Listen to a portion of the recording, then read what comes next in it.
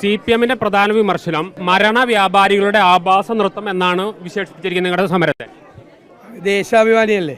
പണ്ട് ആളുകൾ പല സ്ഥലങ്ങളിൽ നിന്നും കോവിഡ് മൂലം പലായനം ചെയ്ത് പാലക്കാട് ബോർഡറിലുള്ള സമയത്ത് അവരെ രക്ഷിക്കാൻ വേണ്ടി ഞങ്ങൾ ശ്രമിച്ചപ്പോൾ ശ്രീകണ്ഠൻ MPയുടെയൊക്കെ നേതൃത്വത്തിൽ ഷാഫി പറമ്പിലിൻ്റെ എല്ലാം നേതൃത്വത്തിൽ അവരെ രക്ഷിക്കാനും അവർക്ക് കുടിവെള്ളം പോലും കൊടുക്കാതെ ഇവർ വഴിയിലിട്ടപ്പോൾ അന്ന് ഇവർ പറഞ്ഞത് മരണത്തിന്റെ വ്യാപാരികൾ എന്നാണ്. ഒരുപാട് സ്ഥലങ്ങളിൽ നിന്ന് പലായനം ചെയ്ത് സ്വന്തം നാട്ടിലേക്ക് ഭയന്നു വന്ന ആളുകൾക്ക് കുടിവെള്ളം കൊടുത്ത ജനപ്രതിനിധികളെ ഈ ദേശാഭിമാനിയും ഈ CPM-ഉം കളിയാക്കി വിളിച്ചത് മരണത്തിന്റെ വ്യാപാരികൾ എന്നാണ്. ഈ സംഭവത്തിൽ നിന്ന് ഉത്തരവാദിത്തത്തിൽ നിന്ന് ഒഴിഞ്ഞു മാറാൻ സർക്കാരിന് കഴിയില്ല.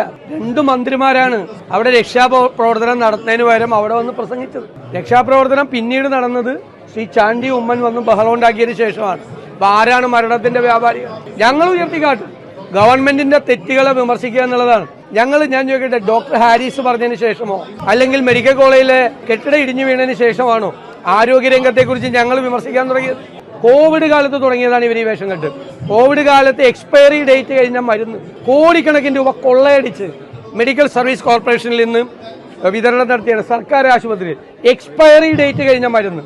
എന്നിട്ട് 27,000 പേര് കോവിഡ് മൂലം മരിച്ചവരുടെ പേര് ഇവർ ഒളിപ്പിച്ചു വെച്ചു. തെരഞ്ഞെടുപ്പ് കാലത്ത് ലോകത്ത് ഏറ്റവും നന്നായി കോവിഡിനെ നിയന്ത്രിച്ച സംസ്ഥാനം കേരളമാണ് എന്ന് PR പ്രൊപ്പഗാൻഡ നടത്തിയ ആള് ഇപ്പൊ അതേ പ്രൊപ്പഗാൻഡ തന്നെയാണ് നടക്കുന്നത്. കേരളത്തിലെ സർക്കാർ ആശുപത്രികളിൽ മരുന്നില്ല. മെഡിക്കൽ കോളേജിൽ ഉൾപ്പെടെയുള്ള സ്ഥലത്ത് സർജിക്കൽ എക്യുപ്മെന്റ്സ് ഇല്ല.